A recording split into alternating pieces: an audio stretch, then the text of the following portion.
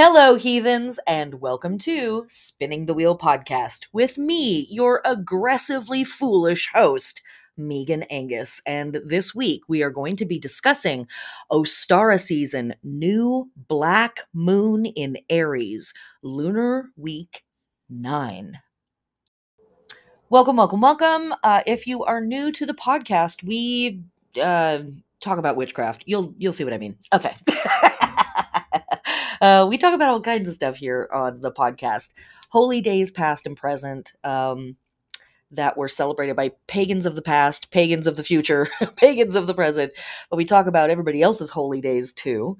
Talk about the astronomy and the astrology, the lunar cycles that we're working with, plant cycles, all kinds of stuff. Fixed stars, mythology, folklore.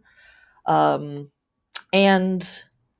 I think what I really am talking about in all of this stuff is finding the spirit of the season that we are in as we work our way through the wheel of the year, finding the season that we are in the metaphors in our lives that kind of surround us at all times, and beginning to wake up and learn to see that which is right there in front of you. But, if you don't have the secret decoder ring, sometimes it's difficult to recognize it. So this whole podcast, I think, is kind of meant to be secret decoder ring. So yeah. Okay, cool. Let's get into it. We just had our Ostara class. It's up for free on YouTube. This year's class and last year's class are both up for free on YouTube. Please avail yourselves to those. If you are not familiar with Ostara and the various forms, past and present, that witches, pagans, heathens, and other polytheists celebrate this welcoming back of spring in life, go check out the videos. If you want even more information about Ostara, you can sign up to my Patreon at the $9 level and higher. That will get you access to the Patreon bag of holding, wherein there is a workbook for Ostara that has prayers and altar building guides and spell work and incense blends and the astronomy and the astrology of the season and a sky guide and there's a lot in there. 8-week calendar. All of that good stuff. Meditations for working with the full moon and the new moon. Sometimes I forget all of the stuff that I've put in there because it's a lot.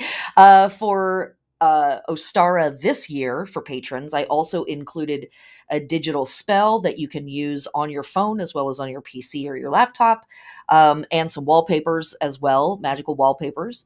And more. So there's all that for a whopping $9 a month. But if financial situations are tight, which is very realistic, and you are a fan of the podcast, you can sub to my Patreon for $1 just to say thanks as like $1 tip. Highly appreciated. And also, you can share this out in the world. Leave a rating, a 5-star rating, 5 being an extremely occult number. If you're feeling especially heathenistic, you can post this on social media. All right, that's enough of that. Let's get into what we're actually doing this week. I'm already sick of hearing my own voice. Okay, so let's ground ourselves in our wheel work that we are doing. Where are we on the wheel right now? We are in Ostara season. Ostara season kicks off with the spring equinox or the vernal equinox for us folks up here in the northern hemisphere. And as of the spring equinox, vernal equinox, the days are officially longer than the nights. So we can say that we have stepped into the solar half of the year, the high part of the sun's journey across the sky, etc., etc. This is when we expect in the northern hemisphere for the days to grow brighter and warmer, the nights to be shorter and less cold. We expect our plants to grow and ultimately to start producing flowers and then fruit or vegetables. We expect our animals to start mating and producing another generation of animals for us to either, hang out with or do other things that humans do with animals, et cetera, et cetera. Right. So where we are in the wheel right now is sitting here at the very few beginning hours and days of spring.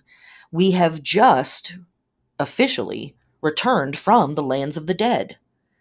Yule and winter season, Imbolc season, um, all of that travel. We leave the lands of the living at Samhain season at the end of fall, and as we move through the season of winter, through Yule, through Imbolc, we move through the lands of the dead. We become a little more insular and introverted, a little more wanting to just stay home and kind of deal with ourselves or our close loved ones. And spring can be an invitation to come back to the world and the physical plane and begin to delight in the five senses again, or it can feel like a thrusting back into the physical world, or a forced back into the world. I've talked with a lot of folks this year who are simultaneously extremely happy that spring is here and at the same time feeling like everything is going too fast. And that's something that we sometimes have to sit with when we're working our magic, when we're working with spell casting and crafting and all of that stuff, occultism, is that we have to stand with paradox. We have to sit with two opposing situations at the same time, and both of them are true. And I feel it too. I don't know how you're feeling, but I also feel like spring is like, oh my God, it's finally here. And at the same time, holy shit, how is it already April? What is happening? What is time?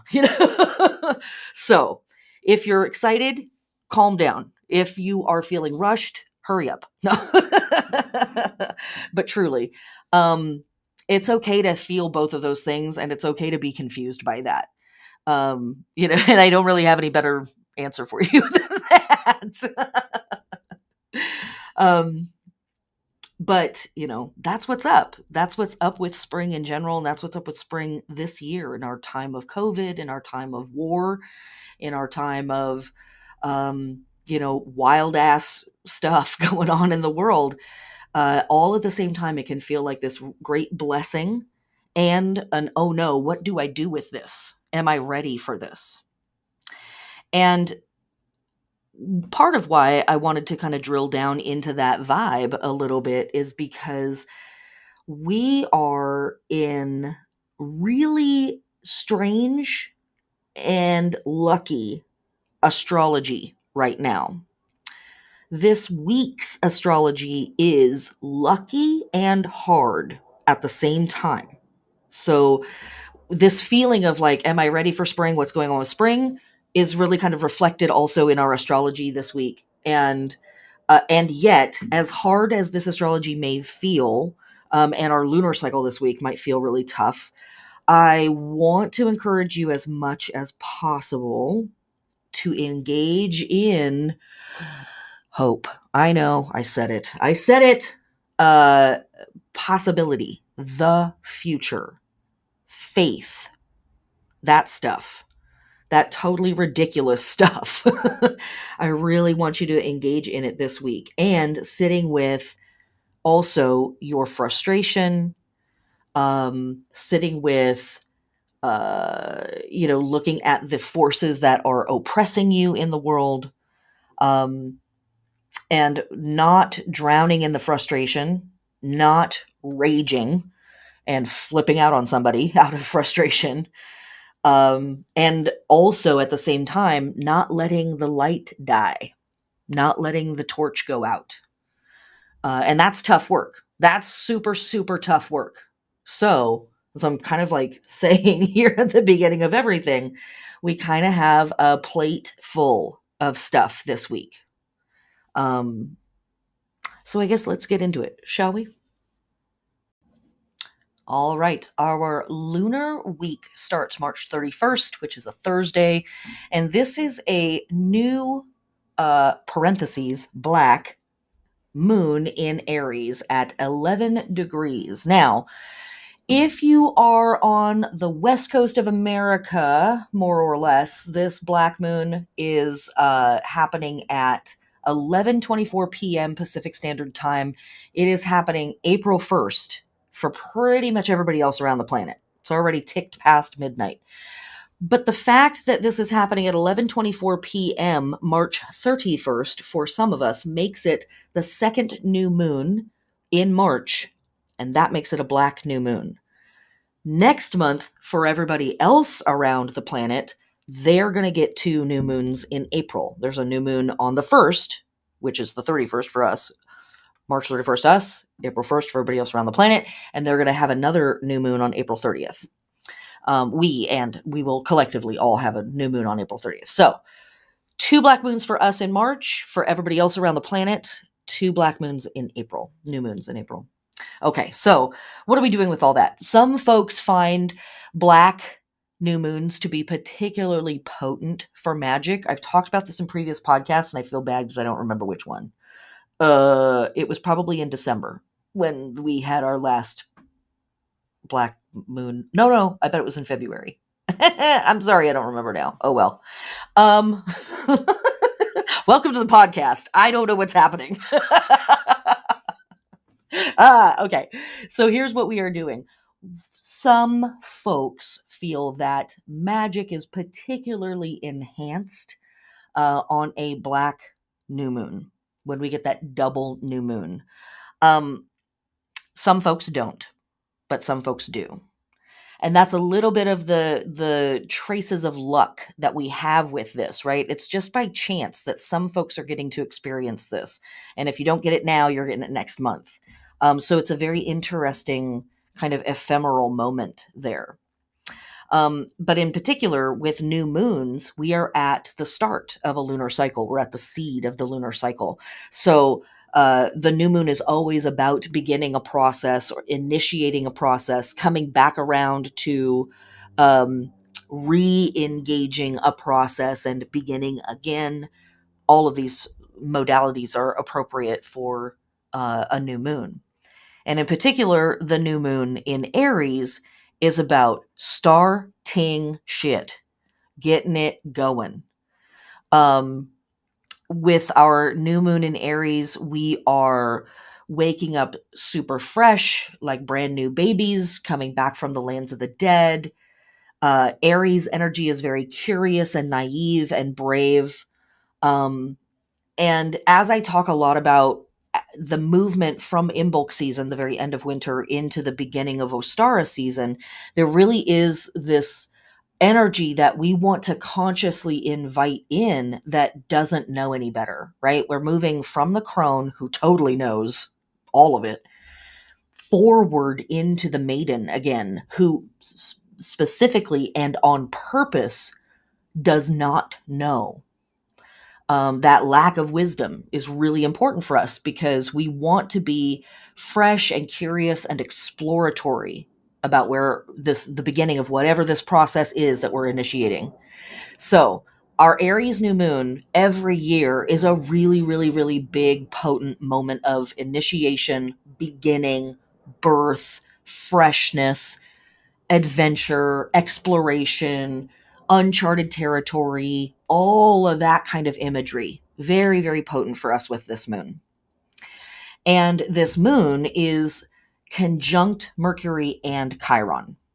And so what that can add to our experience is pulling information from our emotions, becoming kind of overwhelmed by something really small, some really small little issue, pain coming up from the unconscious, and all of the process feeling exceptionally personal. You might feel like you're under a spotlight or on a stage while you're trying to do this stuff. And so what is a little funky here is that, yes, the new moon in Aries is a fantastic time to start things. Conjunct Mercury and Chiron, not exactly the best time to start things because our wound represented by Chiron is so present in the mix. And Mercury is like, I want to talk about it and think about it and investigate it, but I don't know if I necessarily want to act on it. So, as I've been saying for a couple of weeks now, we're in this incredible time period that is offering us all of these opportunities to really dial in the blueprint before we start to actually lay bricks in the physical world. And so this new moon, again, is a fantastic time for initiating the blueprint, recognizing the holiness of the blueprint. What is the plan? And let me say this moon is a wonderful time to have a little ritual for yourself and to say, is there something missing from my blueprint that I really need to involve here that is something that my soul needs, something that my heart needs in my blueprint. Maybe my blueprint is all about, oh, I need to make this much money and I want to travel here and there. And maybe I'm going to read 5 books a month and all of this other, no, you're not, but okay, fine. I'm going to lose 20 pounds and I'm going to eat like this and I'm going to wear that and I'm going to get my hair done. Right. We have all these, but are any of our future plans about like, I'm going to try to find some personal satisfaction, right? I'm looking for peace for my soul, right? And so this new moon may have a little tinge of that, of like, oh wow, look at all of the stuff that I've put in my blueprint. Look at all the stuff I've left out. Okay, maybe my emotions and my soul need to look over the blueprint. Maybe my heart needs to look over the blueprint and say, hey, I need some of this too in my future. I need some sweetness in my future. I need some honey. I need some love. I need some, comforting touch. I need some companionship. I need friendship. I need, more things that feed my soul. That thing. So fantastic moon for making those kinds of requests, for saying that stuff out into the air, but also allowing those voices to come up from the unconscious and say, I have my needs too. And I'm going to be bummed if we don't try to include this in the plan for this year. Please and thank you. For our lunar body work, when the moon is new and in Aries, we are awakening, activating, adorning, stimulating, preparing for action, or otherwise zhuzhing our head, our hair, our scalp, our eyes, our sinuses, even our brains, like the literal meat of our brains. Brainy meats, as they have been referred to in the past. Why? Because those are all ruled by Aries. Side note, just a wild ass lady on the internet yelling, not a doctor of anything except time and space. And so if you're wanting to include any of my information or ideas around body care, body rhythm stuff with the moon, check with your trusted health advisor to make sure that any of this is safe for you and correct. For our plant body work, we are harvesting, we're doing pest control, we're doing disease control, we're plowing, we're weeding, we're pruning, we're aerating for above ground improvement and growth. And especially as the light changes and as the temperature begins to increase, you want to really pay attention to your plants for pest invasions, because sometimes you can have eggs that lay dormant in the soil all year or all winter long, and it's too cold. And then once we have enough nights that are warm enough and enough days that are warm enough, all those little guys hatch. It's funky, but it's true. So there it is. We have no other astrology of note for this day. And so let me skip right directly to our holy days on this day from our Roman friends and ancestors. We have Initium Megalesia Gaiani, and this is the last day of the ritualistic portion of the Megalesia, which talked a lot about that last week. I have a huge piece up on my website about the Megalesia Ancient Sparkle Party. Please go check it out. It's fantastic. And everything that we talked about with that day, well, wouldn't you know it, this entire week has been International Transgender Visibility Week, and this day is International Trans Visibility Day. This is a global moment of recognition and support for our trans community, trans family members, trans lovers and friends and coworkers and neighbors and. And so I just think that the synchronicity there is pretty freaking cool.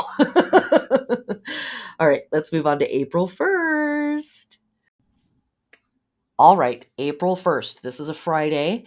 So, of course, a day dedicated to Venus, Aphrodite, all of those classy gals. Um, we have our waxing moon still hanging out in Aries. So, we are still doing our Aries work of, initiating the blueprint, right? Waking it up, waking that thing up in ourselves, double and triple checking that we have everything we can possibly cram into the blueprint listed, including some stuff that maybe makes us feel a little uncomfortable to ask for, but we know that it's balanced because we're mature witches. Sure. Okay. Astrologically, on this day, we have the sun conjunct Chiron in Aries at 12 degrees. So this is really just a continuation of what we're having with the moon, right? At the new moon, we have the moon and sun on top of each other. And that thing was more or less conjunct Mercury and Chiron. And so now as the moon and sun separate, the sun has hit Chiron. So again, that sense of like, man, this is really personal. This is really painful. Oof. Yikes, a lot of that might still be coming up on April 1st for you. But as much as is healthy for you, I do want you to sit with that. And I want you to listen to what hurts right now and what would soothe that hurting, especially if the answer to that question is super irrational or feels just like so wild and so ridiculous to ask for. Like, well, what I really need is this, but that's never going to happen. Bitch, put it in the goddamn blueprint. If you never ask, the gods are not going to know that you need it. Stop it. Do the thing. Ask for it. Moving on. Okay. To our holy days of this day. We actually have a lot of holy days on this day. From our modern pagan Wheel of the Year calendars that have manifested over the last 20 years or so on the internet, we have Dark Mother Day and the Day of Venus. Now, that is actually pretty cool that the Day of Venus is actually happening here on a Friday, which happens to be April 1st. This is in alignment with also some groups like our Egyptian friends and ancestors, but this is more modern Egyptian recreationist pagans also put Hathor's Day here. So we have some emphasis on mother energy here even. This actually sits nicely with a lot of the things that we talked about with Megalesia, a lot of the imagery that we had last week. We had the Ascension of the Virgin Mary and the Annunciation of the Virgin Mary, which is kind of acknowledging the day that Gabriel comes to her and is like, sacred boots will be knocked. Oh, okay.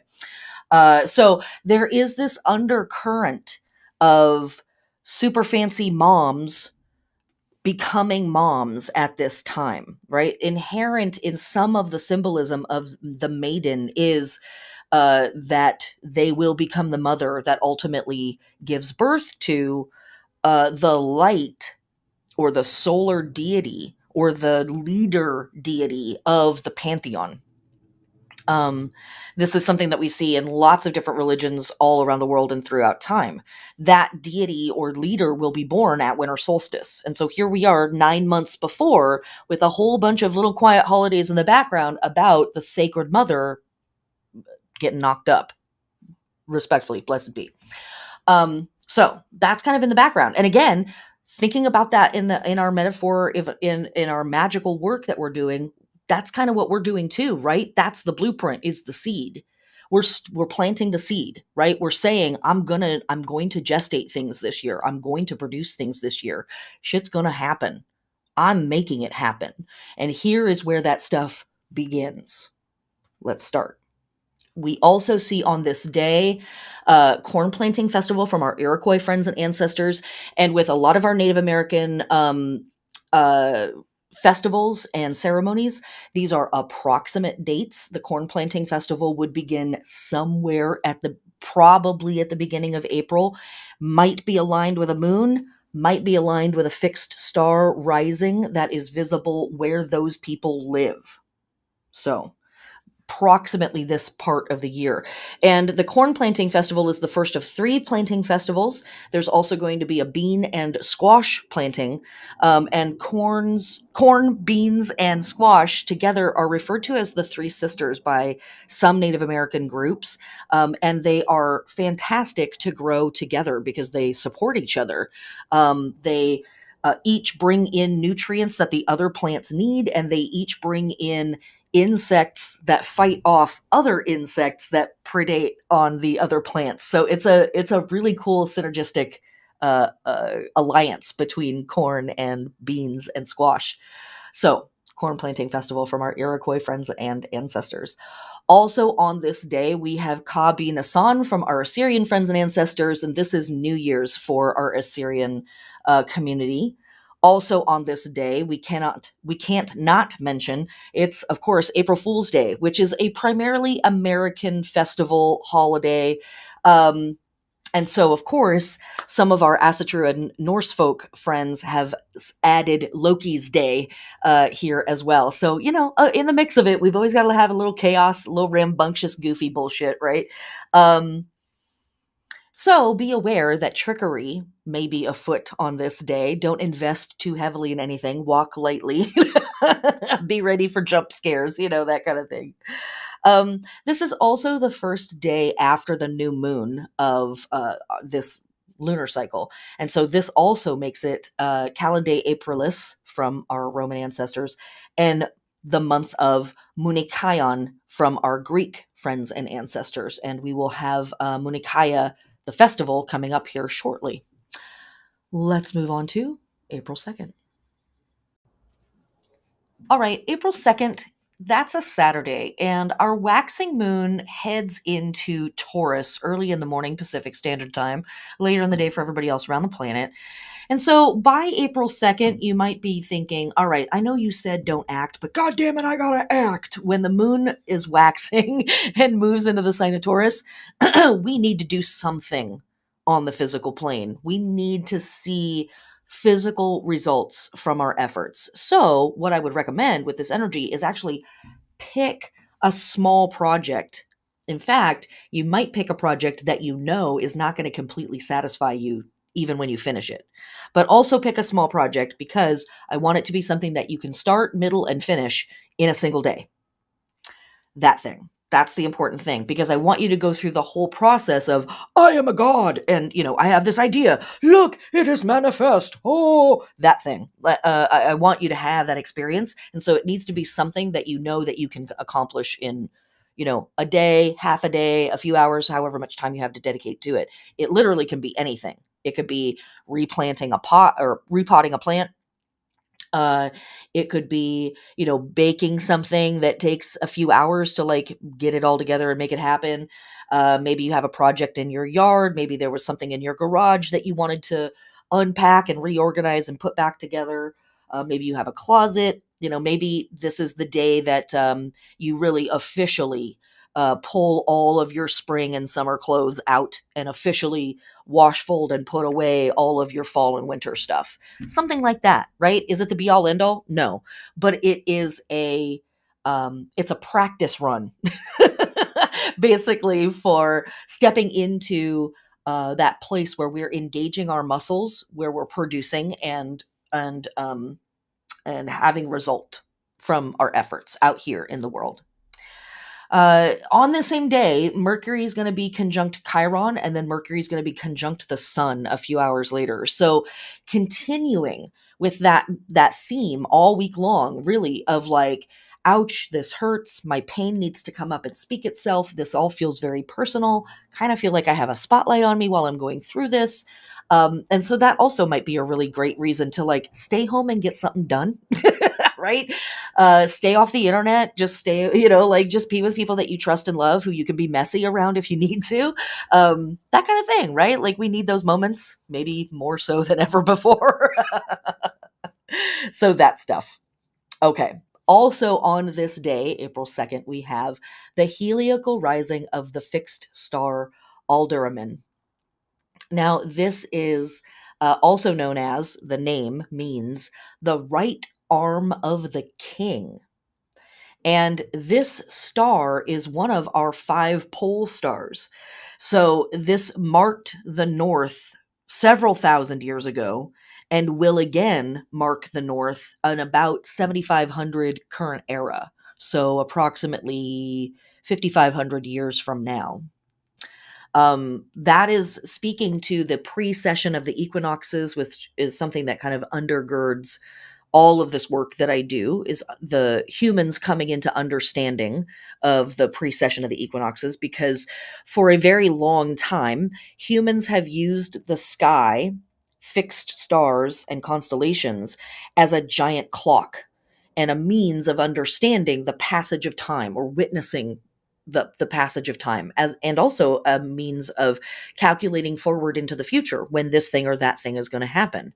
But if you do that long enough, you will find that over time, even the constellations move in comparison to this family of stars that truly seem to kind of hold still, except for in the grandest scheme, in the grandest scopes of time.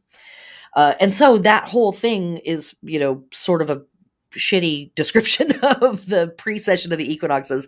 Go look it up. The wiki page on it is actually really fantastic. It is called the zodiacal precession, or the precession of the equinoxes, not procession, precession. precession. Because, of course, just to keep it spicy, it goes backwards.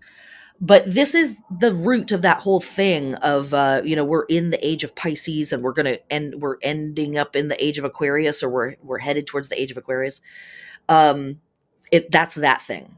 It takes this cycle system about 2000 to 2300-ish years to move through a sign. And so when we count backwards through time, we will see traces of this process. And so part of this is which star is actually our pole star. It takes, over the course of about 23 to 24,000 years, there's 5 different stars that end up marking true north, or the truest as we're going to get here. Alderman is one of them. And it is tacitly connected to the Fool card in tarot, to the letter Shin, which means spiritual fire in Hebrew. And it's also connected to ancestor recognition. And this card, or this star, features very prominently in prayers and petitions that folks make to ancestors, where they're asking for recognition and they're asking for boons. And working with this star in the practice of ancestor recognition can result in blessings coming back from the ancestors, which is really convenient because we have multiple ancestor festivals this week. I'm sure it's just a coincidence. Also on this day, we have, from our Roman friends and ancestors, the Veneralia for Venus and Fortuna Virilis. This is basically a veneration festival for an extremely gendered idea from the Romans around Venus representing all that is good in women, and Fortuna Virilis being the fortune of those who are virile, aka men and only men. Dun, dun, dun.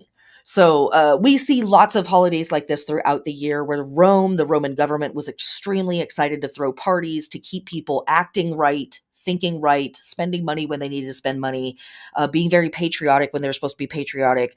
Very unlike America. It's difficult to conceptualize exactly what it was the Romans were trying to accomplish there, but through profound study and going to the mall, you can get a fucking sense of what it was that was happening in Rome.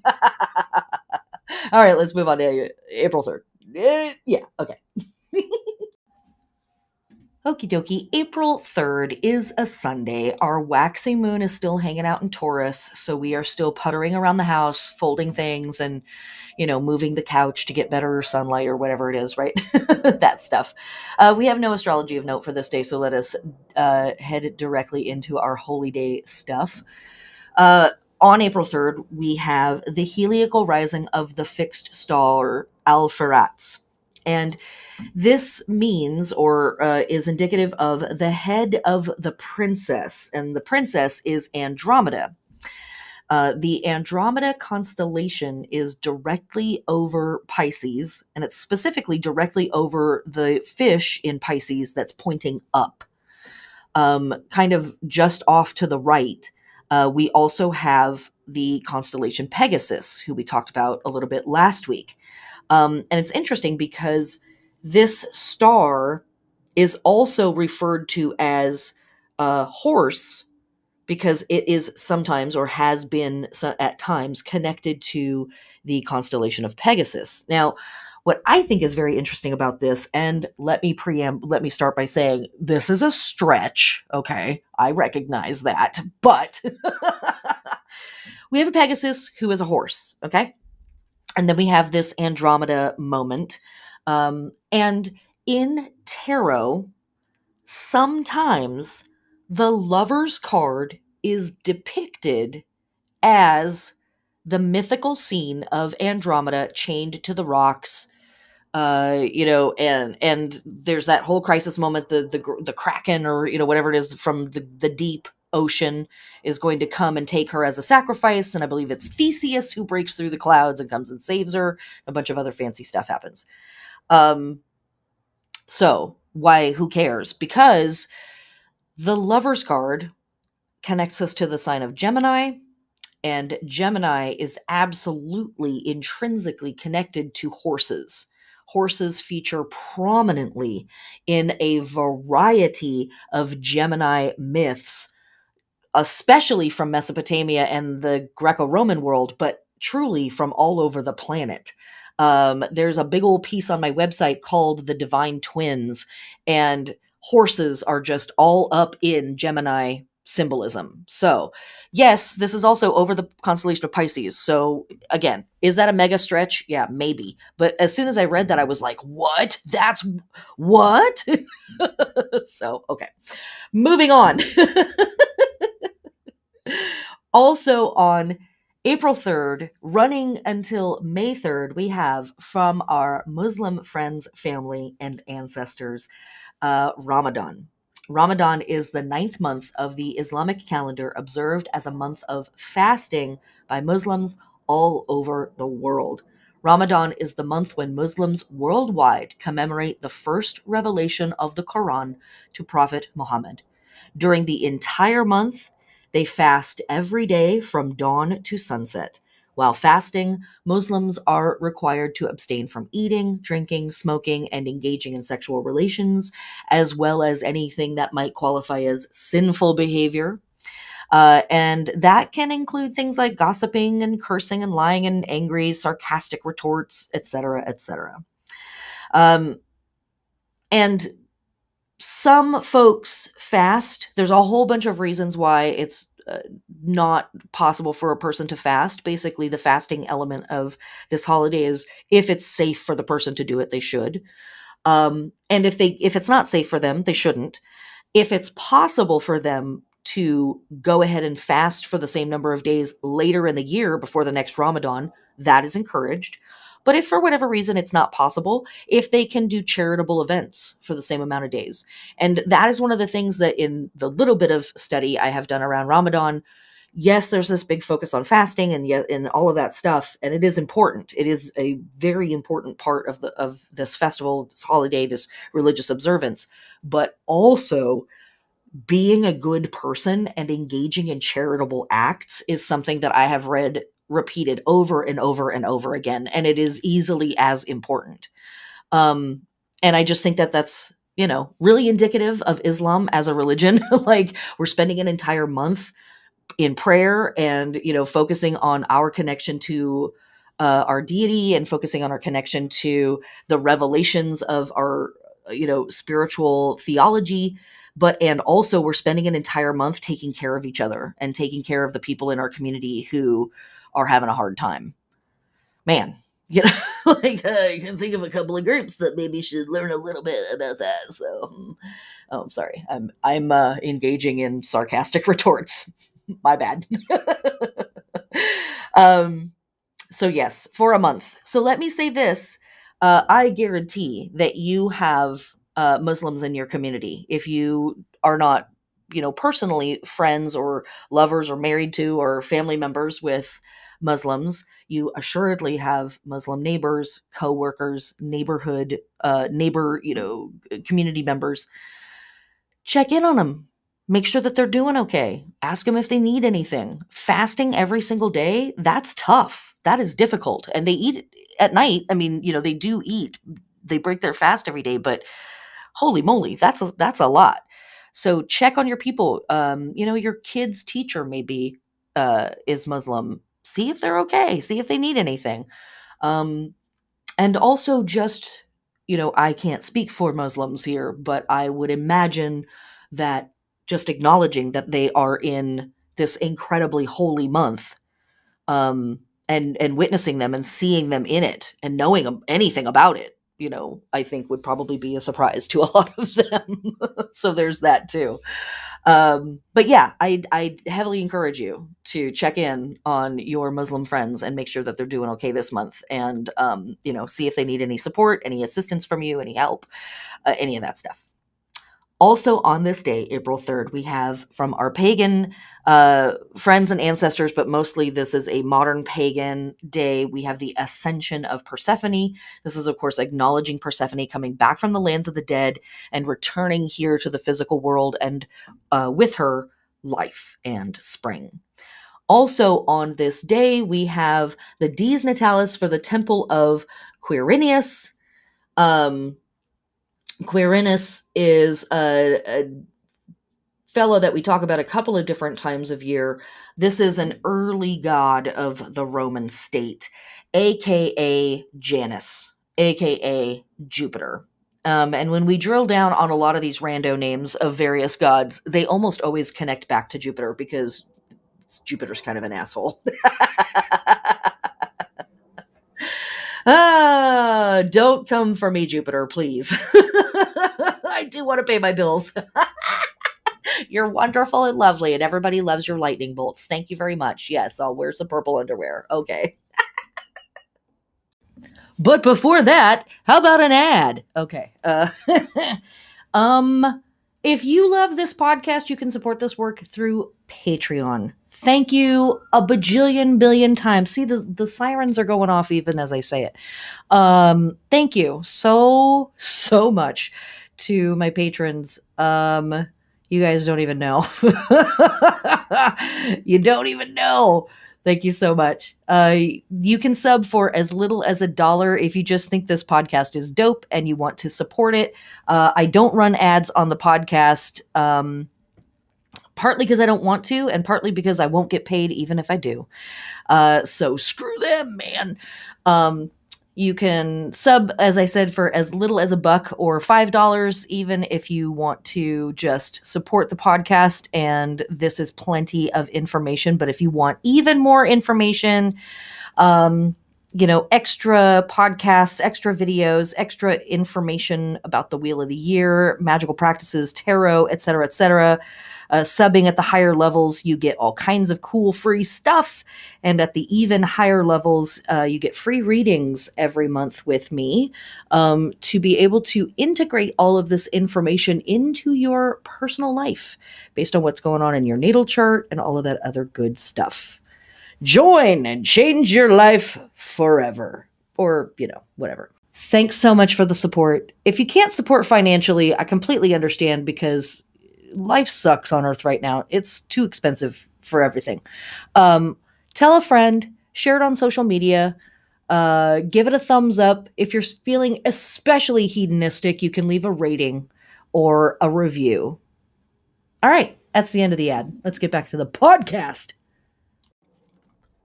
April 4th.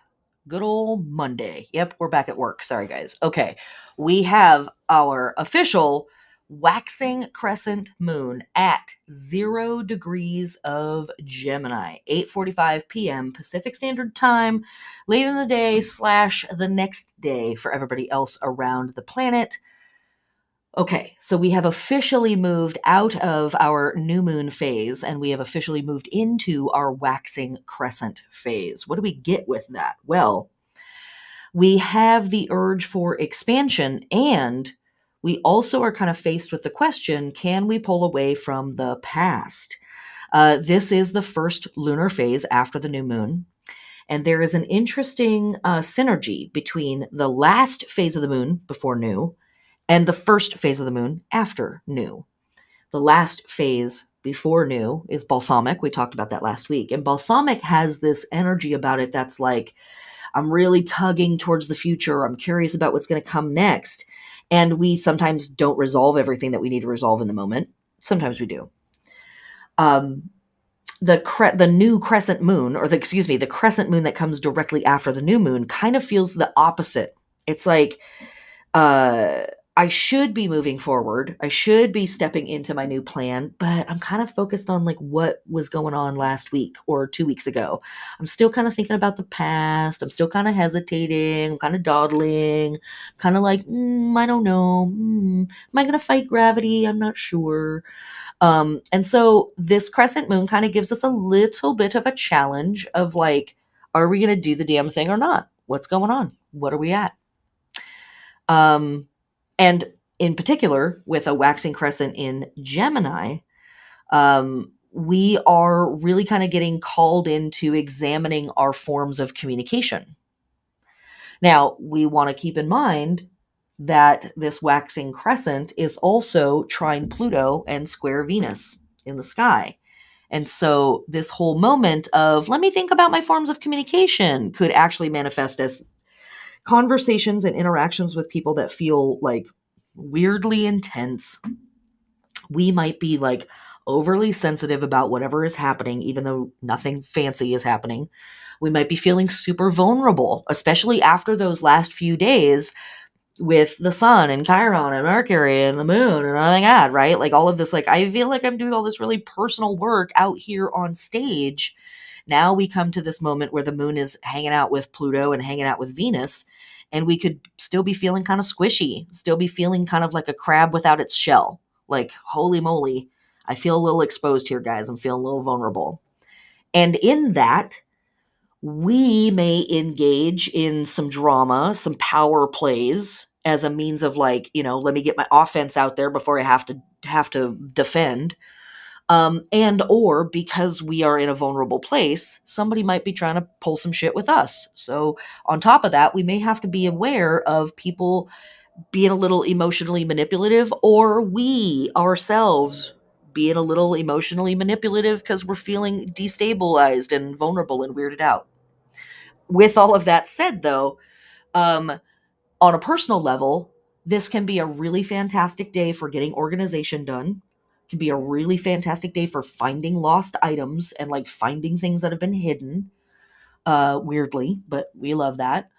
And so this could be a fantastic moon and moon moment, slash, some good days, because the moon is going to be in Gemini for a few days, for initiating some important conversations if we feel like we have the depth and the breadth and the space for those conversations, right? Because when Pluto's in the mix, especially a trine from Pluto, if we're in the mood for getting into some spooky territory, cool. We're inclined to do it. We're tooled and ready and skilled and ready, and we've got all the parts and we're good to go. That square to Venus, though, or square from Venus, I should say, is definitely adding some emotional sensitivity to it, right? It's adding a little like, I feel fussy around this. I'm a little puffy around this. I'm not sure. There could be a lot that comes through for us in nonverbal communication forms. But again, back to our clothing metaphor, this might also be a really great day if we didn't finish that project to come back and do that thing, right?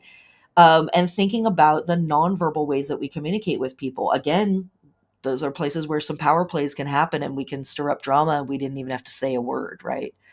Can you stand back and think about the message that you send even when you're not talking? Is it in alignment with who you want to be when you walk through the world? And the way that we dress is a big part of that. I know I keep coming back to this metaphor of clothing, but the way that we dress is a big part of how we present in the world. It really sends a message to people before we ever say a word or have an interaction with a person. In fact, the way that we dress may keep us from having interactions with people. I encourage you to just explore that stuff in whatever ways feel safe and healthy for you to do so.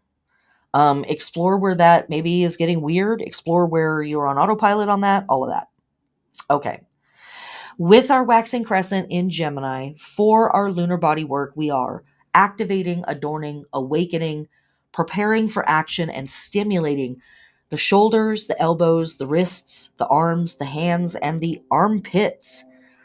And for our plant body work, we are harvesting, doing pest control, disease control, plowing, weeding, aerating the soil, and pruning for above ground growth.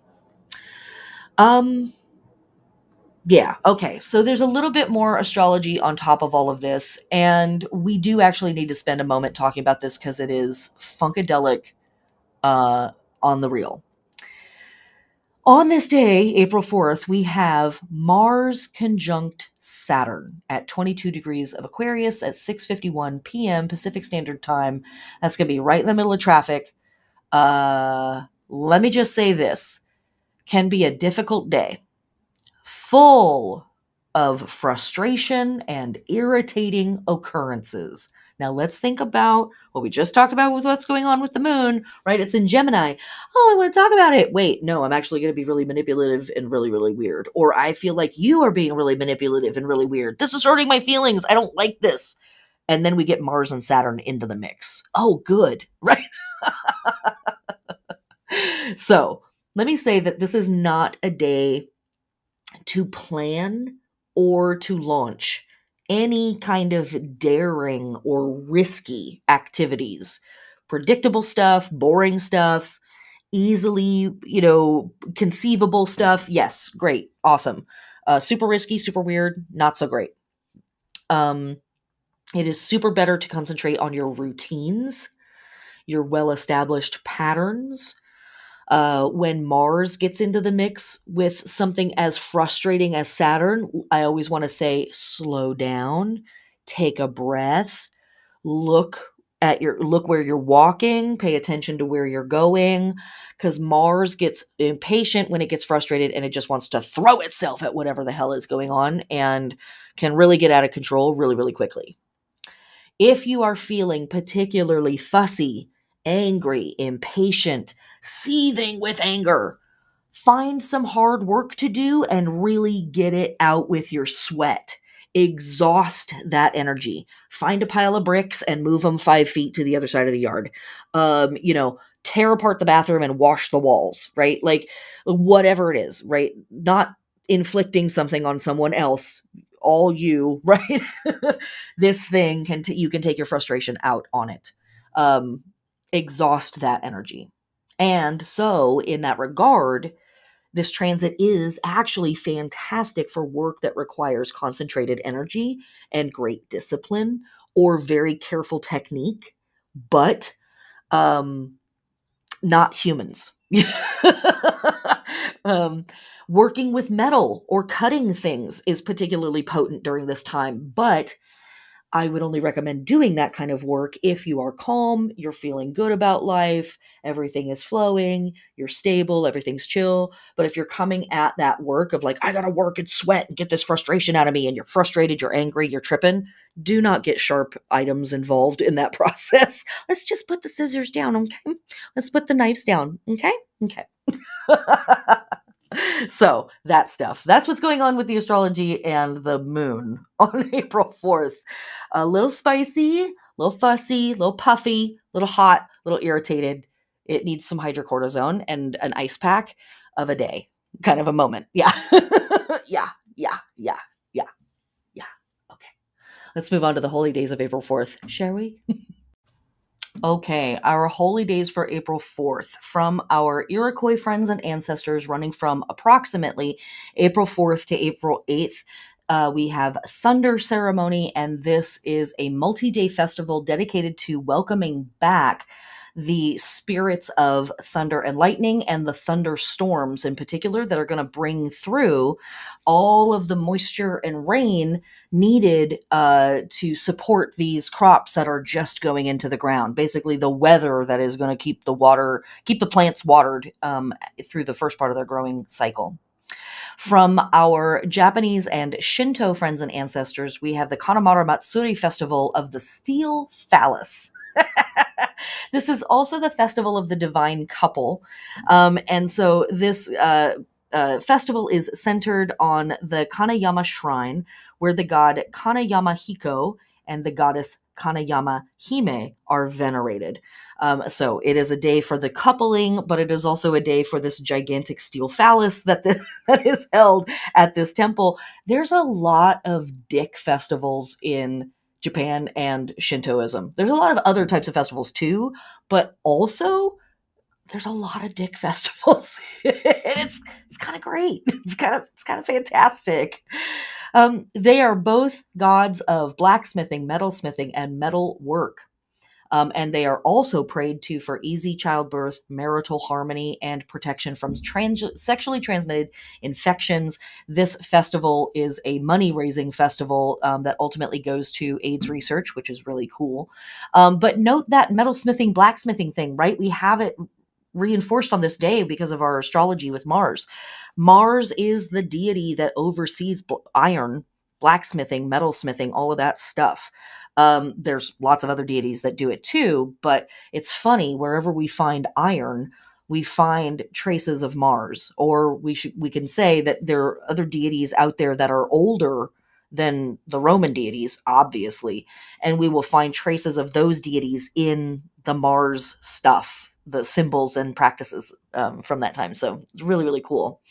Also on this day, from April 4th to April 10th, we have the Ludi megalesia from our Roman friends and ancestors. And so we have had the week or so of ritualism and pomp and ceremony and all of the fancy official stuff that had to happen for the megalesia. And now we have the Ludi, or the games. And this is when the temple would have been completely, refurbished and finished with all of the rituals and the ceremonies. And now the public parts of the temple are completely opened up, and there's games and plays and, jugglers and performers and whatnot, kind of throwing sort of this festival carnival type party for the next week out at and in front of the temple. Old time religions. You gotta love it. All right, let's move on to April 5th. All right, April 5th, Tuesday. Our waxing moon is still hanging out in Gemini. So we are still working on that conversation with ourself around how do we communicate our self to others in nonverbal ways. And if you're kind of struggling with thinking about what that might mean for you, think about a flower and think about all of the ways that a flower communicates but does not use words. Think of all the things that it's communicating, right? It's not even just communicating one thing. It's communicating a whole bunch of stuff. Needs, wants, it has stuff to offer. It uses color, it uses pollen, it uses scent, it uses shape. The flower is open probably during parts of the day and maybe closed at parts of the day. And that's a type of communication and message. How tall does the flower get, right? All of those things, all of those modalities are methods that the flower is using to communicate to the other entities around it. How do you do that stuff? What are your methods around that? Is that something that you don't think about a lot? Give yourself an opportunity to think about it right now. There you go. Okay. You're welcome. Okay. Also happening on this day, we have Venus entering Pisces. Speaking of flowers talking. When Venus is in Pisces, it's a lovely place. Venus does enjoy being in this very watery, beautiful sign. Pisces never really sees the world in terms of black and white. It's very much like all the colors of the rainbow. It's very blended. It's very hazy. It's very nebulous. Like thinking of a nebula is a very great way of trying to understand what is happening in Pisces. Again, communicating without words, also kind of a thing here. Um, and so, with the goddess of love, Venus, hanging out in Pisces, our love can look all embracing. And we may be more inclined to forgive. We might be a little more inclined to just understand people, give them the benefit of the doubt. Um, we might be a little more seducible. We might be a little more seductive. And we also might be a little bit more compassionate to people in general, and especially people that we are in any kind of a loving relationship with. So that could be friends, family members, lovers, partners, whoever. Venus in Pisces is tender and affectionate. Um, and although hard to reach, there is a longing for something that is kind of hard to define, kind of hard to satisfy sometimes. When Venus is moving through Pisces, Pisces again is a place where we don't use a lot of words, where things are very nebulous and hazy and ill-defined. And so as Venus moves through that, you potentially might start to feel kind of a yearning for a thing that's difficult to put into words. Borders and boundaries blur under Venus in Pisces, which may also have some interesting ramifications on the world stage. The shadow side of this position is allowing ourselves to be victimized, deluded, or super evasive. And so we do want to take a moment to think about that, because in Pisces, in the sign of Pisces, we encounter a lot of stuff that can't be put into words. But we also encounter a lot of stuff that we get told we're not supposed to talk about. Um, so shame and guilt and funky stuff like that can be here in Pisces. And we might be really invasive. Like, I don't want to talk about that. So you're not getting me on record on that one. But also, this could be, a tenderoni kind of moment where some of those voices in us that normally feel like I'm not supposed to talk about this are like, hey, I really want to talk about this right now. And that can put us again in a super tenderoni spot where we're again pretty vulnerable. And again, if there are assholes in the midst, and it's 2022, so there's probably assholes in the mix, we might be victimized or deluded or led astray, because there's a lot of illusion and there's a lot of fantasy in Pisces. When we are engaging that purposefully, that's cool, because it gives our imagination an opportunity to really expand and go super, super far. And like, man, I would have never dreamed this up otherwise, but wow, my dreams have been wild lately. That's a cool place for that. But where that fantasy moment can get a little crazy is, sometimes when we try to root it in the physical world or whatever. But the other people involved, or the other person involved, doesn't actually have our best interest in mind and is counting on us not fully understanding what's happening, or counting on us just trusting them at face value and just, riding it through on faith. So it can be a little spooky, it can be a little funky, but I trust that you can handle yourself on that day. So just, or this month, I should say, that Venus is moving through Pisces. In general, cotton candy lube. That's probably just the best way to put it. All right, let's move on to the holy days.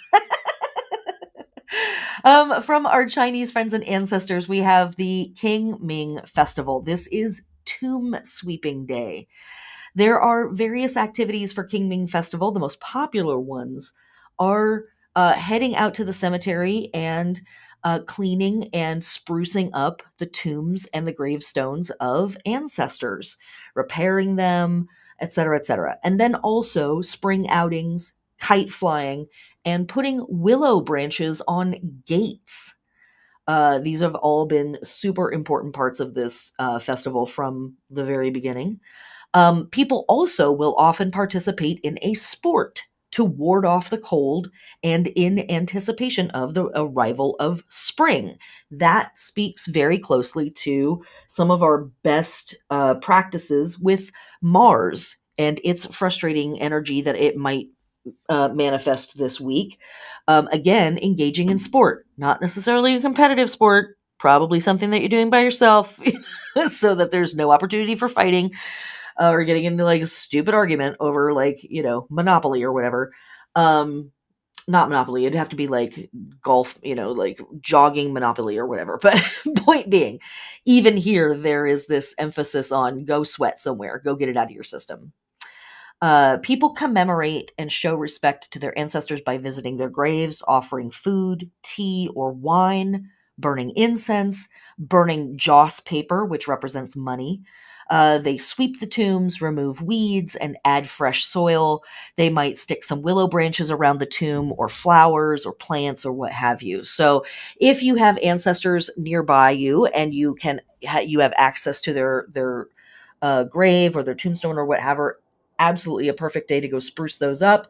And or if you have time in your schedule, it might be a really cool thing to go out to a graveyard that day and just spruce up any old gravestones that look like they need some tender love and care.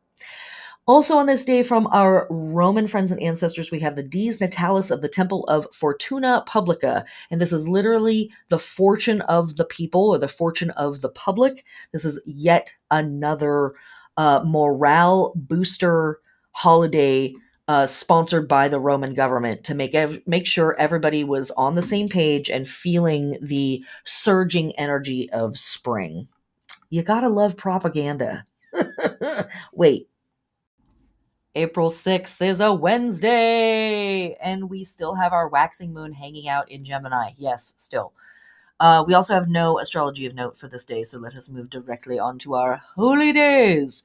From our Armenian friends and family and ancestors, we have the day of Anahit. Anahit is an incredible goddess who is vast. She is probably connected to Anahita as well as a few others from that region. She oversaw fertility and healing, wisdom, and water. And as we move through into the later parts of spring, we're going to see water more and more emphasized. And here we also have from our Greek friends and ancestors, Delphinia. The Delphinia was a festival dedicated to Apollo Delphinius. And though Apollo is a god of the sun, Apollo Delphinius, Apollo in this particular aspect, was also thought to have influence over the sea. And so it's thought that this festival was held here to this deity because this was the time of year that navigation would begin. After the storms of winter, folks are going to start to head back out onto the ocean to do stuff. So two watery moments here on the same day. Very interesting. I'm sure it's just a coincidence. Also on this day, we have globally from our asexual friends and ancestors, International Asexual Awareness Day. Asexuality is the lack of sexual attraction to others, low or absent interest in desire for sexual activity. Some folks think of this as a sexual orientation or the lack of a sexual orientation.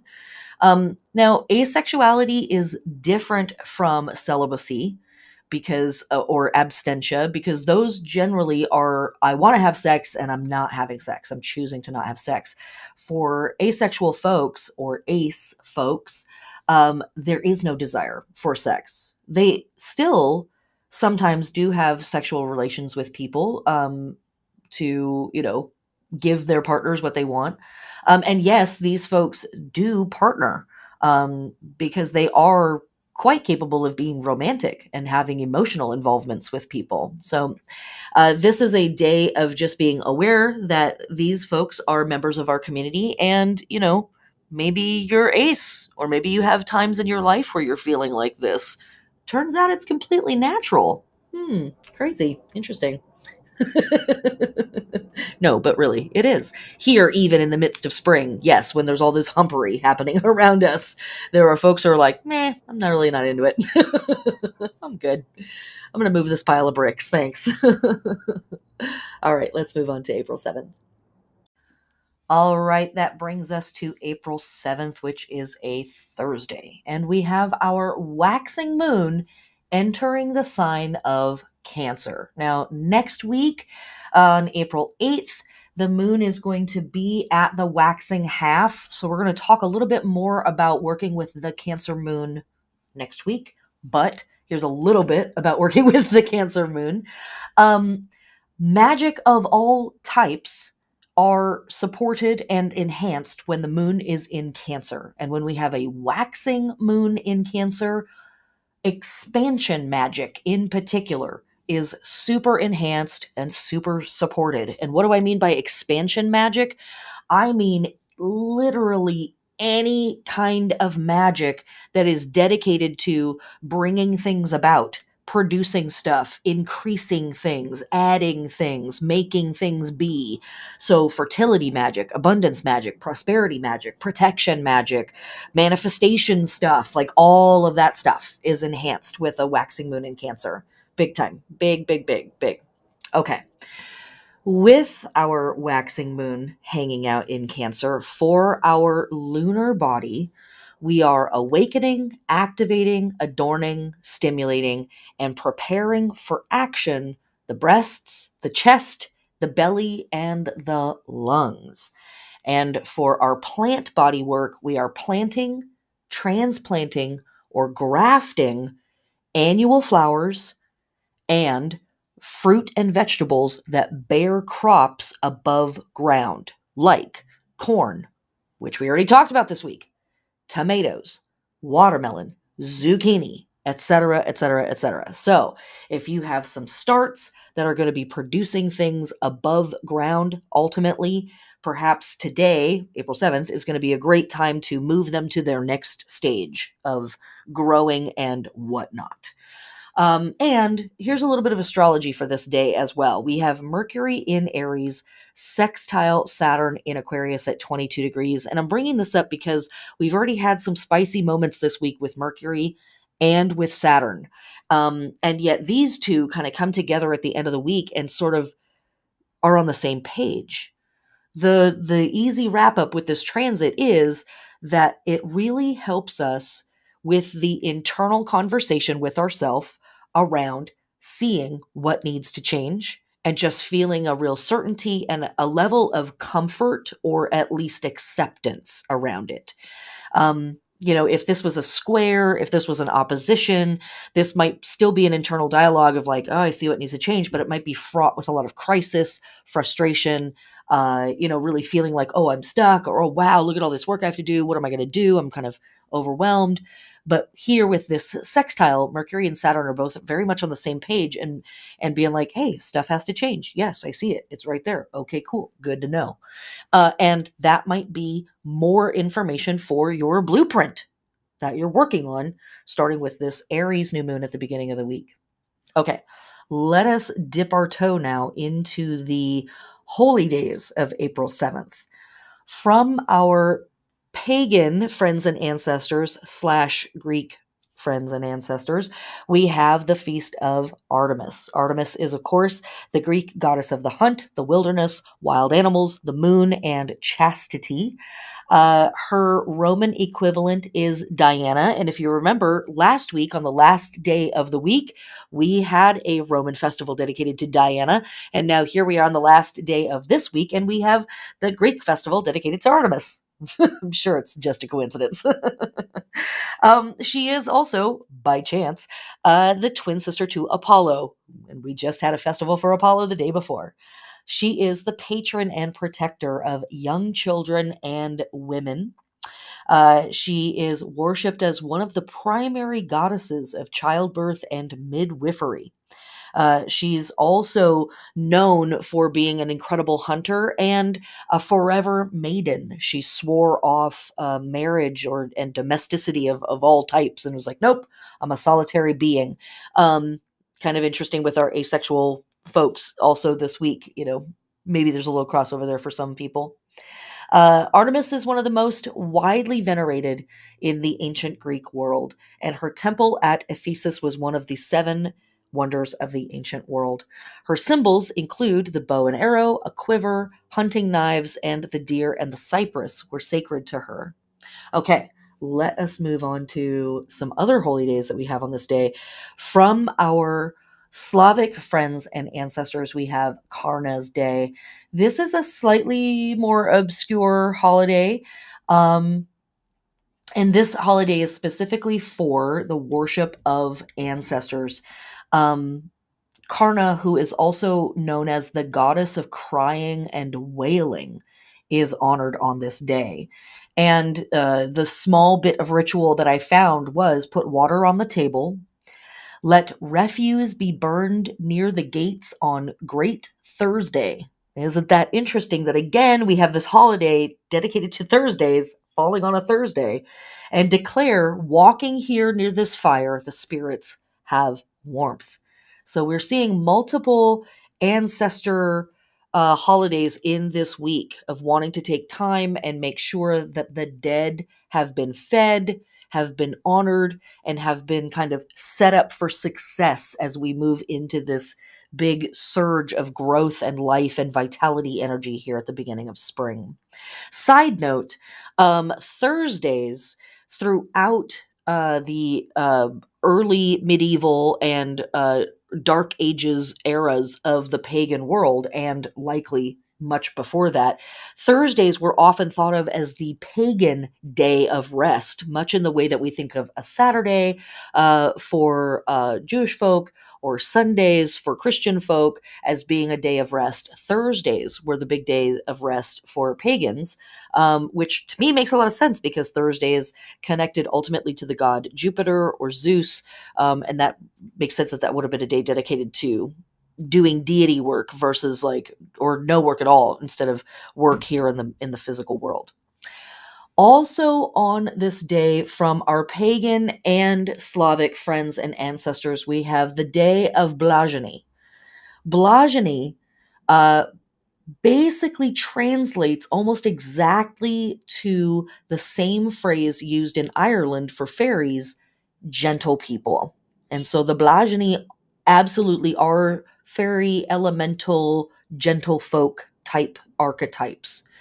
These were spirits supposed to occupy a parallel, reflected other world which mirrored our own. And that symbolism is something that we see really emphasized in a lot of myths and, various fairy tales, especially at Samhain season, as the good folk or the furious host, the collection of fairies basically come up from the lands of the dead to ride here in the physical world, that there's this mirroring between the two worlds, that they're kind of like opposites of each other, in every way. So there is still a festival dedicated to the Blazheny, which is known as Pastele Blazhenilor. This festival, often celebrated a week or so after Easter proper, it literally means the Easter of the Gentiles or Gentiles. It has strong associations with the ancestral dead. So here we have yet another holiday that is this acknowledgement of the dead, and the ancestors in particular. Apart from visiting or tending to graves of the departed, so yet another holiday emphasizing that, it is attached to a custom in which dyed or decorated eggs, often red, were made and eaten in their honor, and the shells dropped into the rivers to take them to the Blazheny. The idea being that they should know that it's Easter. This custom is another explicit demonstration of an ancient European belief that all rivers flow to the world river, which is Apa Sambete to the Romanians, or Okeanos for the Greeks, which bounds the shores of both our own and the other world. Apa Sambeti is usually translated or understood as Saturday's water, but it is obvious, that it's Saturn's water, right? We know that Saturday is connected to the god Saturn, but also because the realm of Saturn or Kronos was in ancient mythology upon the far shores of Okeanos. The term evidently comes from the influence of Trajan's conquest of the Dacians. Romanian folklore held that the souls of the departed, traveled through streams and rivers to reach the other world, and this is exactly paralleled in the remains of Celtic pagan beliefs demonstrated throughout medieval Irish literature. Yeah, the connections, they're always there. We just have to look for them. Oh, so good. Gotta love it. So many things this week saying, hey, we need to take some time and think about what we're building, what we're doing, and also thinking about what are we carrying forward from the past and who really deserves it and maybe who doesn't. And at the same time, kind of acknowledging that as much as a lot of our ancestors or some of our ancestors may have been problematic, they do deserve some level of gratitude and care. And so this is really a week for doing that kind of work. Okay. Here's our wrap up for the week. Our lunar phases are moving from Aries to Cancer, and this is all cardinal sign energy officially opening up the spring and springtime. Our astrology for this week, April 8th. Wait, am I looking at the wrong thing? I totally am. Okay. I can do this. I have it. No. Everybody stay calm. Okay. Our astrology starting on April 1st, we have the Sun in Aries conjunct Chiron at 12 degrees. On April 2nd, we have Mercury in Aries conjunct Chiron at 12 degrees, and then Mercury in Aries conjunct the Sun at 13 degrees. On April 4th, we have Mars in Aquarius conjunct Saturn at 22 degrees. Again, slow down, take your time on that day. If you are getting wildly frustrated, put yourself in timeout. Okay.